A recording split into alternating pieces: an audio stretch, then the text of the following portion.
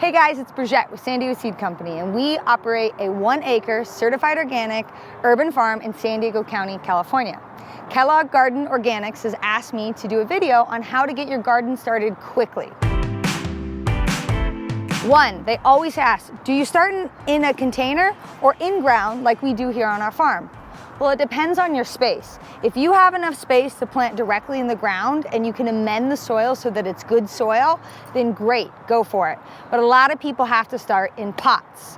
So if you're gonna plant in a container, what size do you use? Well, I wanted to show you my tomato plant that I have potted in this container here to show you the size that you really need for happy, healthy tomato plant. This is a 15-gallon pot that we've recycled from another plant that we have purchased. This pot will be plenty big for this tomato to give me lots of fruit throughout the season. Now, if you were to take this tomato plant and plant it in something like this size, you definitely could get some fruit, but there's gonna be several disadvantages. One, the smaller the pot, the quicker the pot will dry out and the more often you have to water it. Additionally, this pot is a little too small for something like a tomato to have really good root development and produce lots of fruit. Now let's say this is all you have size-wise. Well, you know what you can do in here very easily? Things like leafy greens. Lettuces will grow in here very happily. And we all know that leafy greens are always the best when they come from the garden. Okay, so now that you've decided what size of pot you need, what are the absolute minimum things that your garden needs to be really happy?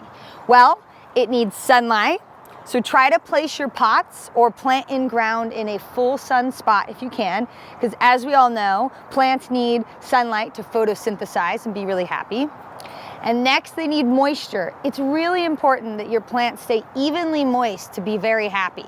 Now, for a pot, as I'd mentioned, the bigger it is, the longer it takes for it to dry out. Something this size, you're probably gonna have to check it every single day. Lastly, they need nutrients. And how do you give a plant nutrients?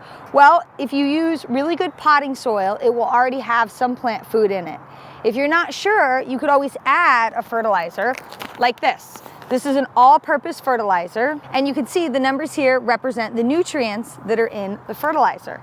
Simply follow the directions on the back, and you'll be able to use it in conjunction with your potting soil to make sure your plants have enough nutrients to produce the fruit that you want. So now that you've decided what kind of pot you're gonna use, what do you put in the pot? Well, there's a lot of options out there. There's potting soil, there's garden soil, there's seed starting soil, there's so many different things. Well, the most important factor in your soil is that it's light, it's fluffy, it's gonna allow for moisture to get through and allow for the roots of your plant to grow. So in here, we have a Kellogg's potting mix that we've used to plant this tomato in. But if you don't have enough for a pot, say this big, on the bottom you could use something more economical like a garden soil, like the big Harvest Kellogg bag, and fill up the bottom and then put the finer stuff on top. Either way, the point is to make sure that your plant can grow its roots through the soil, get nutrients, and the soil will hold on to moisture to keep the plant happy. Okay, so we've talked about how to plant and what to plant in. Now let's talk about how long some crops take. You can see here that it ranges depending on the crop. There's some crops that are really quick in just 30 days. In a month, you can have things like radishes, cilantro, baby greens, basil, and other crops. Some things take a little bit longer. Tomatoes, peppers, squash, eggplant, spring onions, they can take up to 3 months.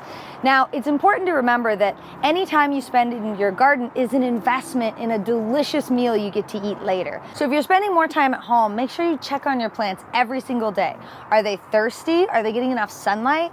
Gardening is an investment in the future meals that you're gonna eat from the plants that you produce. And although I can't talk about every single thing you need to learn in this one short video, check out all of our content to become a really great gardener.